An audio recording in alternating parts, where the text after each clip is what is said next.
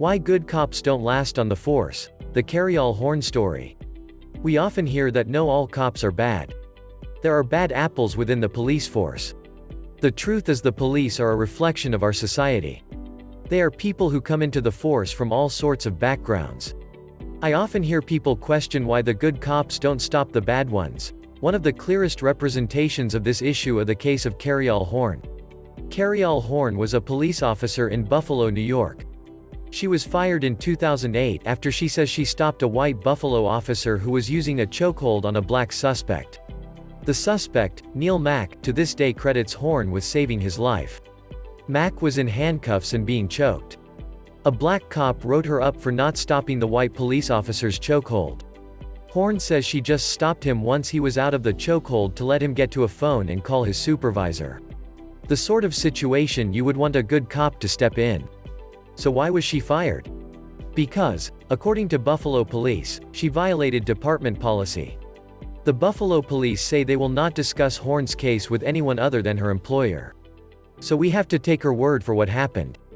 Horne was a member of the Buffalo Police Department from 1993 to 2008.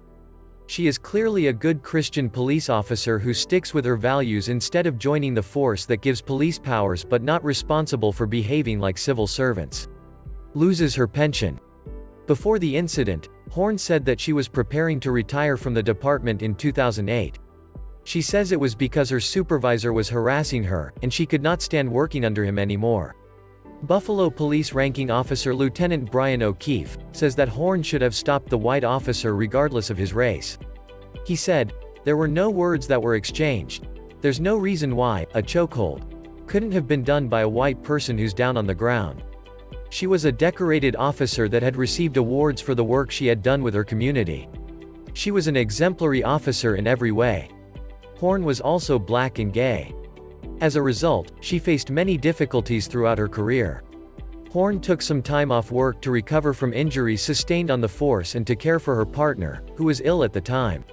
When Horne came back to work, she developed diabetes which prevented her from returning to full duty as a police officer.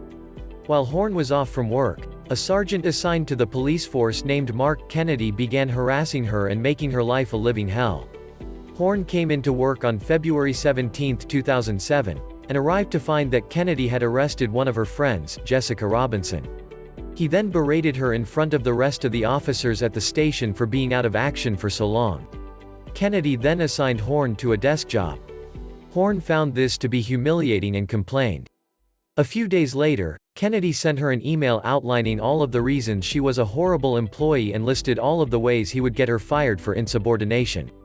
After receiving the email, Horne decided that she had enough and filed a racial discrimination complaint with the Equal Employment Opportunity Commission, EEOC. The guy doing the choking stays on the force.